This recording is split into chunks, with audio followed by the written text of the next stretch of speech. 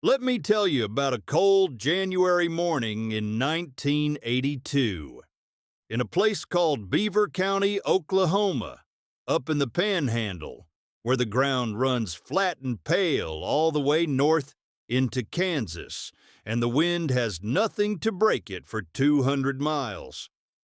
If you have never stood on that kind of country in the middle of winter, picture grass burned the color of pale straw, mesquite bent low to the ground, the sky a hard, cold blue-gray, like the inside of an enamel pot, and a temperature sitting at 11 degrees at 7:30 in the morning.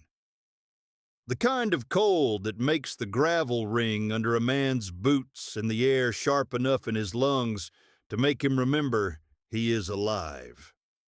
On a strip of caliche road 2 miles south of the town of Beaver, on a piece of leased pasture, owned by a fellow named Tully Ramsey, somebody had put up a long cream-colored canvas auction tent, the kind staked down with yellow nylon ropes thick as a man's thumb.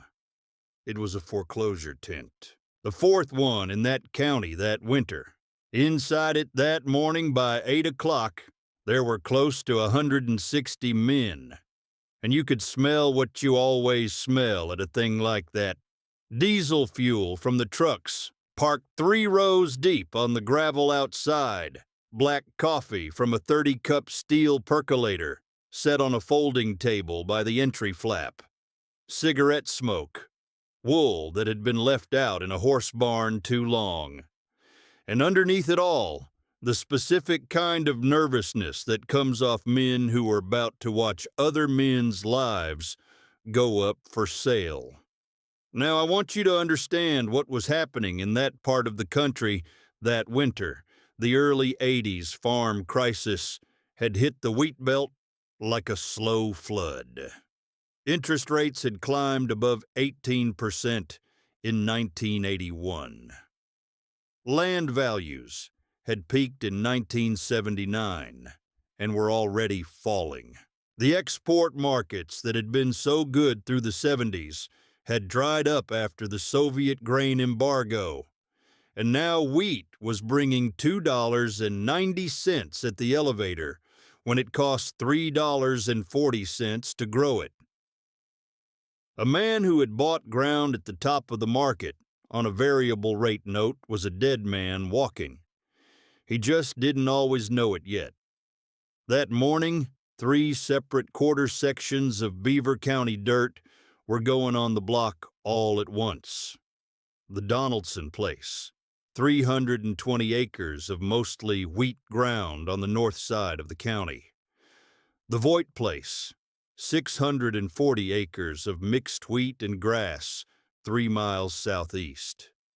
And the McLeod section, 420 acres of grass, with a creek through it down by the Kansas line. 3 families, 3 foreclosures, 3 lives that were about to end up under somebody else's name on a courthouse deed. There were men in that tent who had known the Donaldsons and the Voigts and the McLeods since they were boys. And there were other men in that tent, 3 or 4 of them, who had not. And they were the ones who had driven in from Dallas and Oklahoma City and Wichita to do business. The big man in that room, the one everybody kept glancing toward, was a rancher named Wesley Crocker, 48 years old, 6'1", with a clean cream-colored Stetson cocked back on his head and a silver belt buckle the size of his fist. Wesley owned the Crocker Ranch, which was 1,800 acres of grass, 12 miles south of Beaver, and he had been buying up foreclosures all that winter the way a man might buy up a row of houses on a city block. He already had the Henderson place. He already had the old Tate quarter. By the time the gavel fell that afternoon, he intended to have the Donaldson and the Voigt and the McLeod, and he had told 3 different men in the coffee line that morning that he intended to have them at his price. Now, into that tent, at 7 minutes past 8, walked a man in a patched coat. He came in by himself. He did not speak to anybody at the entry flap. He stamped the gravel off his boots, walked over to the registration table, and signed his name in the auction book in a careful, slow hand. The clerk handed him paddle number 41, a piece of brown cardstock with a black painted 41 on the front, and the man thanked her and walked to an empty folding chair in the second to last row and sat down. He set the paddle across his knees. He did not look around. He just sat. His name was Hardy Beckett. He was 64 years old. He stood 5'10" and weighed maybe 150 pounds soaking wet. His face was creased the way the face of a man who has been outdoors for 50 winters gets creased. Deep furrows running from the wing of his nose to the corner of his mouth. The skin around his pale, watery blue eyes folded into a permanent half-squint from looking into too much wind.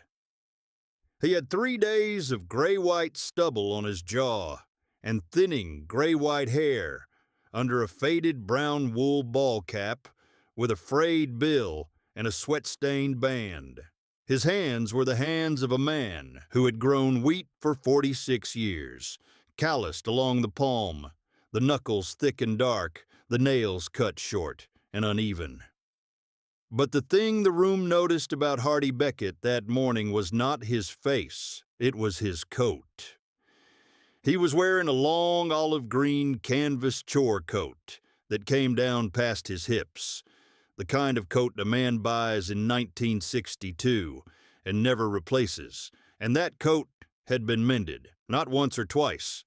The right elbow had a square patch sewn in of mismatched cream wool. The left elbow had a patch of darker brown wool from what looked like an old blanket.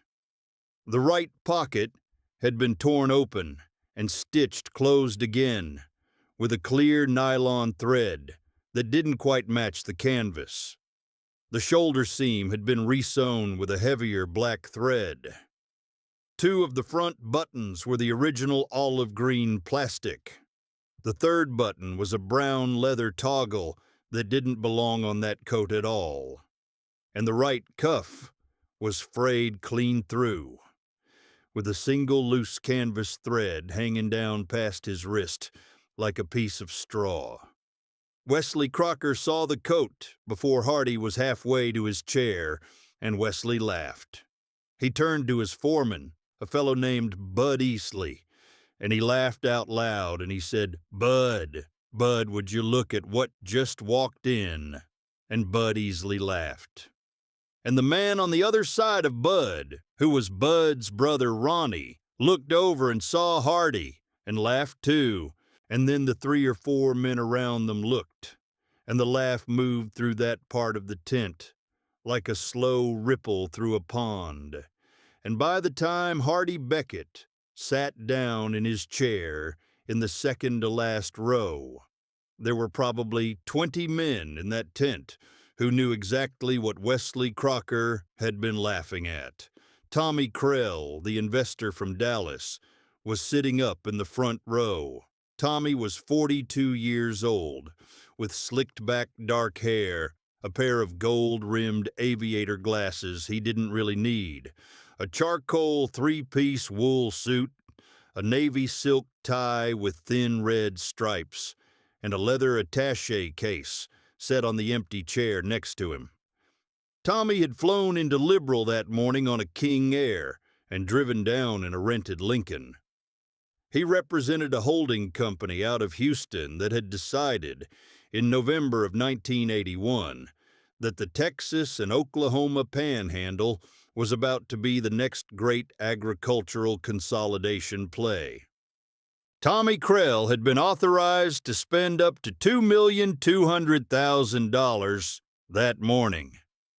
He turned around in his chair when the laughter started, looked at Hardy, looked at the coat, looked back at Wesley, and gave Wesley the smallest, tight smile that one businessman gives another when they understand each other. The auctioneer that morning was Lloyd Penny. Lloyd was 55 years old, with a wide, ruddy face, a thick salt and pepper handlebar mustache, narrow gray eyes, a tan western blazer over a pressed white shirt with pearl snaps, a bolo tie with a small silver longhorn at the clasp, and a wide cream felt hat. Lloyd had been calling auctions in this part of the country since 1969. He knew nearly every face in that tent. He knew Wesley. He knew Bud. He knew the McLeod boys and the Voights who had come in to watch their family ground go on the block. And Lloyd Penny knew Hardy Beckett, too, because Hardy had been buying seed wheat off the Beckett line at Penny's elevator for 31 years. But Lloyd had never once in all of those 31 years seen Hardy Beckett at an auction. Lloyd looked at Hardy. He looked at the paddle on Hardy's knees. He looked at the coat.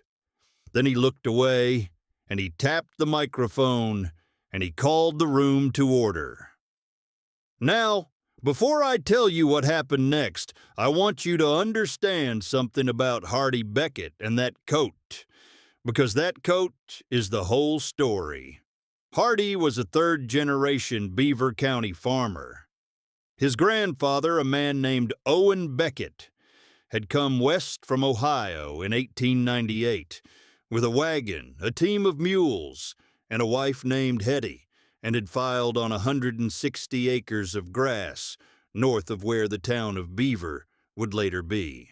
Owen Beckett had broken sod on that quarter section with a single bottom plow and a pair of mules, and he had died on that ground in 1924 at the age of 59, leaving behind a son named Jacob, who was Hardy's father. Jacob Beckett had grown the place to 480 acres by 1935, lost 160 of it to the bank in 1936 during the Dust Bowl, and bought it back 12 years later when he could afford to. Jacob Beckett had handed the operation over to Hardy in 1949 when Hardy was 31 years old and his father was 67. And Jacob had died in his sleep 2 winters later, leaving Hardy with 320 acres of wheat ground, a 1947 John Deere model, a tractor, a barn that needed a new roof, and a brand new wife.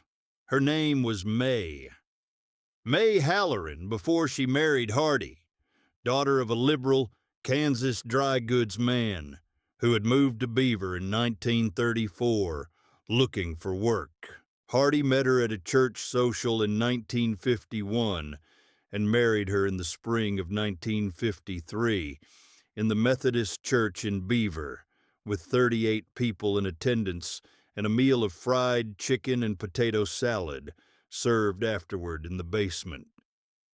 May was 24 when they married.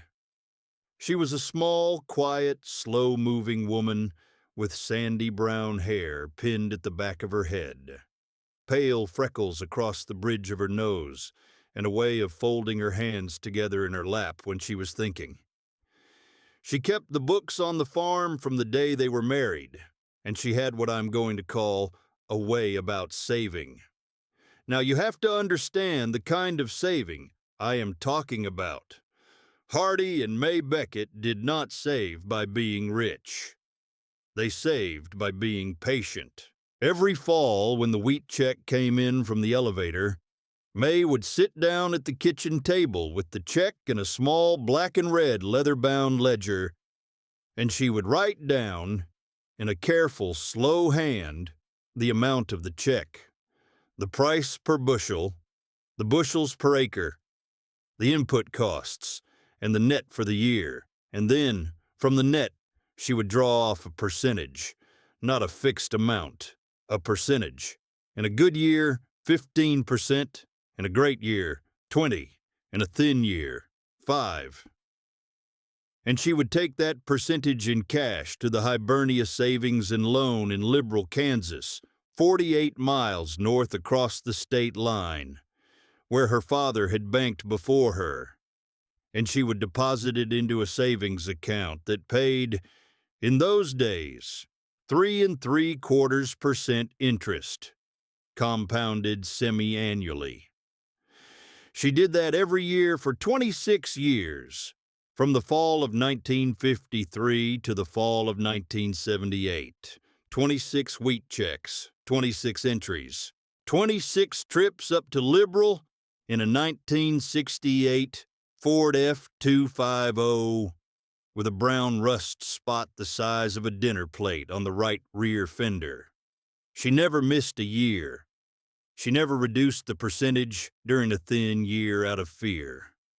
She set it on the kitchen table beside the check, and she calculated it on a piece of school-ruled paper with a number 2 pencil, and she wrote it into the ledger, and she drove it up to Liberal the next Tuesday morning.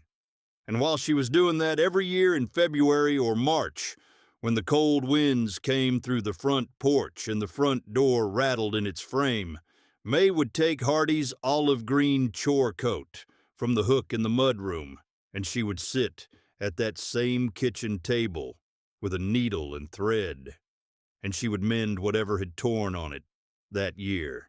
She mended the right elbow in 1959 when he caught it on a strand of barbed wire. She mended the left elbow in 1962 when a calf knocked him into a pen rail. She mended the right pocket in 1967 when the bottom seam gave out from carrying wrenches. She mended the shoulder seam in 1971. She replaced the third button with a brown leather toggle from her sewing kit in 1974 because she could not find another olive green button to match. And every time she mended that coat, she used a different scrap because she used what was in her sewing basket, and she did not throw a serviceable coat away for the sake of looking new. May was diagnosed with pancreatic cancer in the summer of 1978. She was 49 years old. The doctors in Liberal gave her 4 months. She lived 11. She died on the morning of May the 7th, 1979, at home in their bedroom, with the window open and a cardinal calling from the cottonwood out front. The last entry in the savings ledger she had been keeping for 26 years was dated October of 1978, the fall before she died, and it showed a deposit of $940 from the 1978 wheat check and a running balance with compounded interest of $41,622. After May died, Hardy made the trip up to Liberal himself every fall for the next 3 years. He took the wheat check to Hibernia Savings and Loan. He spoke to the same teller, a woman named Donna Schaefer, who had known May since 1962. He deposited the same percentage May would have deposited. He brought the ledger home and entered the deposit in his own slow, careful hand below his wife's last entry. And when he wore the coat each winter, which he wore every winter, because May had mended it for him, and he was not going to throw away a thing she had touched, he did not patch over her patches. He patched alongside them. The clear nylon thread on the right pocket was Hardy's. He did that one in 1980 when the pocket tore again. The black thread on the shoulder seam, the second time around, was Hardy's. He did that one in 1981. And in November of 1981, when he came home from the Hibernia Savings and Loan with a balance of $58,740 in the savings book, he sat down at the kitchen table that night, and he opened the back inside cover of the ledger, and he read what May had written there in October of 1978. 3 weeks after her diagnosis, and 6 months before she died. 2 words, in pencil, in her small, slow hand. Patience pays. So that is the coat the room laughed at. The morning of January the 11th, 1982, when Hardy Beckett walked into the foreclosure auction in Beaver County, Oklahoma, and sat down in the second-to-last row with paddle number 41 across his knees and a leather-bound ledger with 28 years of entries folded into the inside pocket of that coat against his chest. Lloyd Penny called the room to order at 8:15 on the dot. He read out the legal description of the first lot, which was the Donaldson place, 320 acres of mostly wheat ground, the southeast quarter of Section 11, Beaver County, with a small frame house, a steel grain bin, and a sheet metal pole barn. He read off the appraised value, which was $384,000. He read off the opening bid, which was $75,000, because the bank wanted it sold, and they were willing to take a haircut. Wesley Crocker raised his paddle at 75. Tommy Krell raised his at 85. Wesley raised at 90. A man named Calvin Briggs from down by Forgan raised at 95 and then dropped out at 110. Tommy came in at 120. Wesley won 25. Tommy won 30. Wesley won 35. Tommy looked at his attaché case, did a small piece of math in his head, and raised at 140. Wesley Crocker looked at Tommy. Wesley raised at 145. Tommy passed. Lloyd Penny lifted the gavel. He said, going once at $145,000 to bidder number 8. He said going twice. And then, in the second-to-last row, paddle number 41 came up. The room went quiet. Lloyd looked at the paddle. He looked at the man holding it. He nodded once. He said, "I have 150 from bidder 41. He held the room. Wesley Crocker turned around in his chair, and Wesley Crocker looked at Hardy Beckett. And Wesley Crocker said, out loud, loud enough for 30 men around him to hear, "Mister, you sure you can cover that?" And Lloyd Penny, who had known Hardy for 31 years, said into the microphone, "Bidder 41 is good for the bid, Mr. Crocker." And Wesley raised at 155, and Hardy raised at 160, and Wesley raised at 165, and Hardy raised at 170, and Wesley looked at his foreman, and his foreman looked at Wesley, and Wesley raised at 175, and Hardy raised at 180, and Wesley did not raise. Lloyd Penny brought the gavel down at $180,000 to bidder number 41, the Donaldson place. 320 acres of wheat ground in Section 11 of Beaver County, Oklahoma, sold to a man in a patched canvas coat, sitting in the second-to-last row. Wesley Crocker turned all the way around in his chair this time and stared at Hardy Beckett, like a man trying to figure out a puzzle that had just rearranged itself in front of him. Tommy Krell did the same. Hardy did not look at either of them. He laid paddle 41 across his knees again, and he waited. There was a kind of long, unsettled silence in the tent then. Men were leaning over to other men and whispering. A few were standing up, just to get a better look at the man in the patched coat. Bud Easley, Wesley's foreman, leaned in close to Wesley's ear and said something the men around them couldn't hear, and Wesley shook his head once and did not answer. The bank's attorney, a young man named Eric Doherty, who had driven over from Guymon, opened his briefcase, took out a separate folder, and read the legal description of the second lot under his breath, as if checking to make sure he had it right. Lloyd Penny read the legal description for the second lot.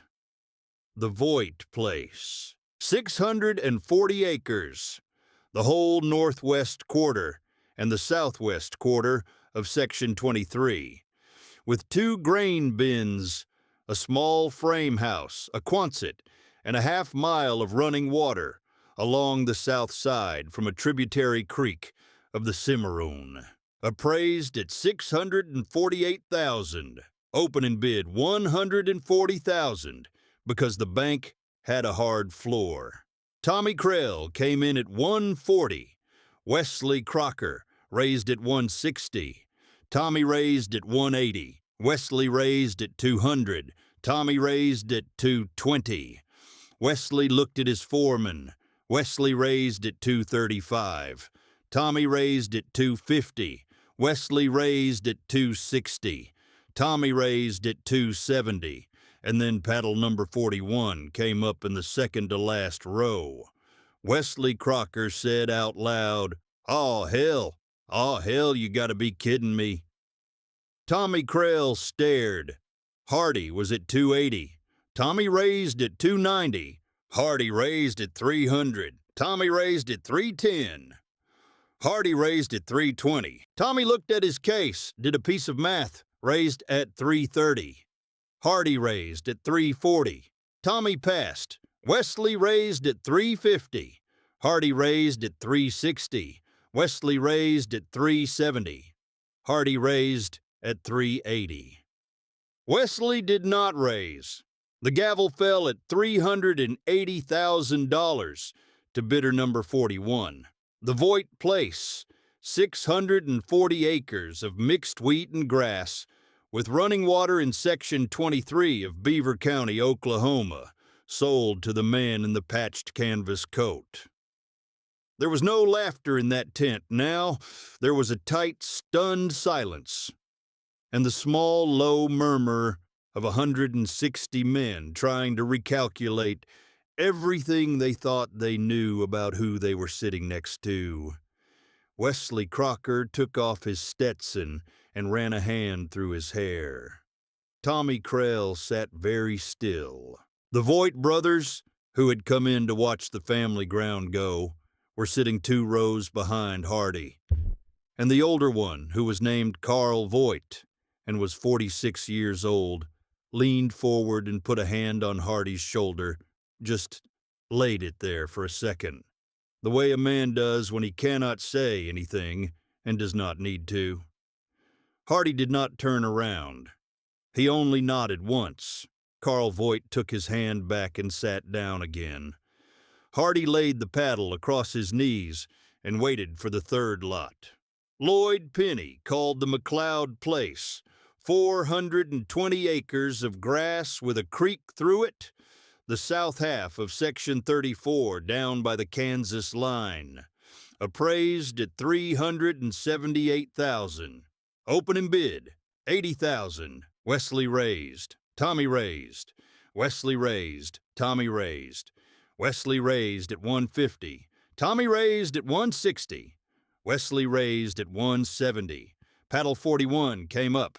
Hardy was at $180. Tommy raised at $190. Hardy raised at $200. Tommy raised at $210. Hardy raised at $220. Tommy looked at his attaché case for a long moment, did a hard piece of math, and passed. Wesley raised at $230. Hardy raised at $240. Wesley raised at $250. Hardy raised at $260. Wesley did not raise.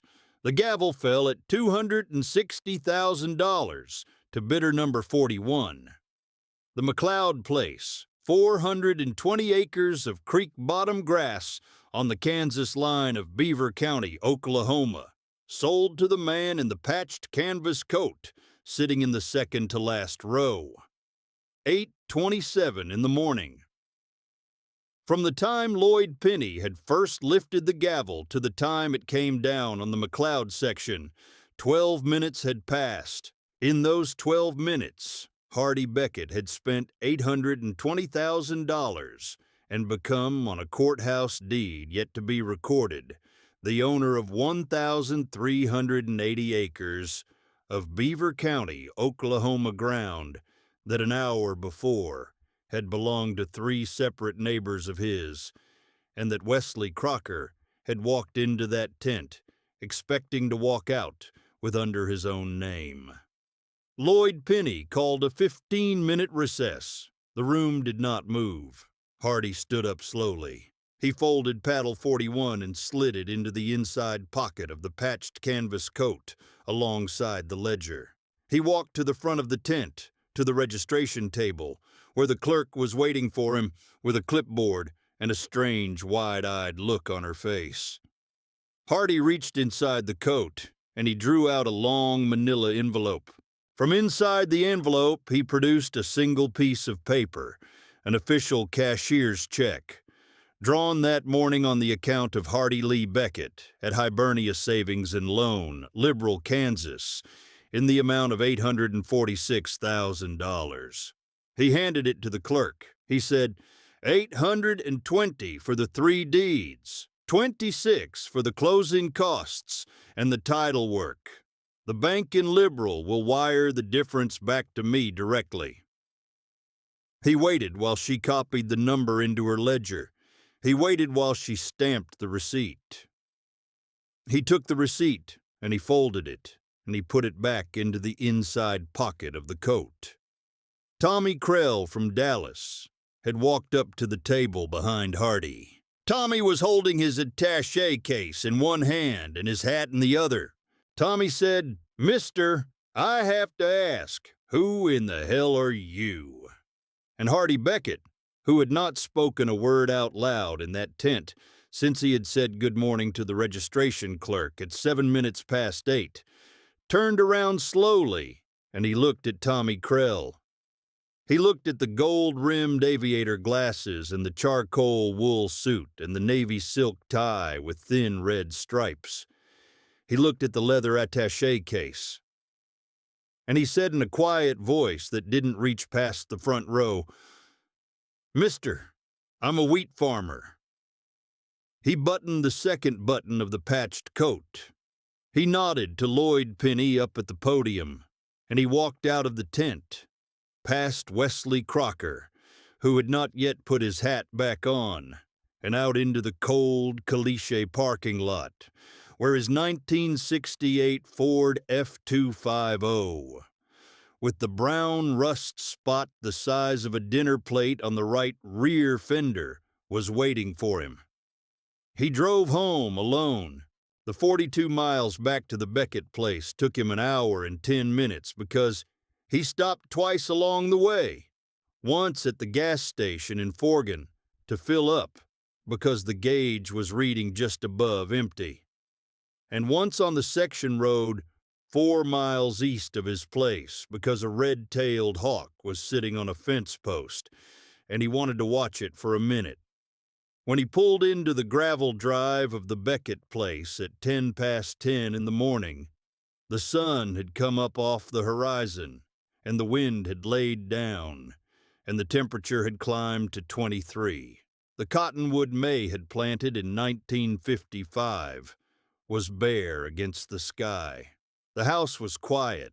He went inside. He hung the patched coat on the hook in the mudroom where May had always hung it. He went into the kitchen. He set the receipt and the manila envelope and the deeds on the table. He filled the kettle and put it on the gas range. He sat down at the kitchen table in the chair he had sat in for 29 years. He opened the savings ledger. He turned to the page after May's last entry from October of 1978, and after his 3 entries from 1979 and 1980 and 1981. And he wrote in his careful, slow hand the date, January the 11th, 1982. And below it, 3 line items: the Donaldson place, $180,000. The Voigt place, $380,000. The McLeod place, $260,000. And below those three, the running balance, $26,740. He sat at the kitchen table for a long time after that, with the kettle whistling on the range. He did not get up. He turned to the inside back cover of the ledger, where May had written 2 words in pencil in October of 1978, 6 months before she died, and he ran one calloused finger across her handwriting, slowly, the way a man reads Braille. Patience pays.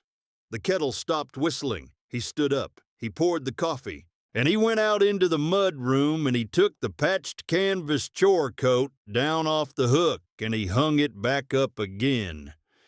Because that is what he was going to do with it. He was going to keep it. He was going to wear it next winter. And the winter after that. And every winter after that until he was done. And when he was done, somebody, a nephew maybe, or one of the Donaldson boys he intended to lease the wheat ground back to at a fair rate, would find the ledger in the inside pocket of that coat, and they would read the entries, and they would read the 2 words on the inside back cover, and they would know. And that, friends, that is the story. A man, a patched coat, a ledger his wife had kept faithfully for 26 winters, and 2 words in pencil written on the inside back cover 6 months before she died. Patience pays.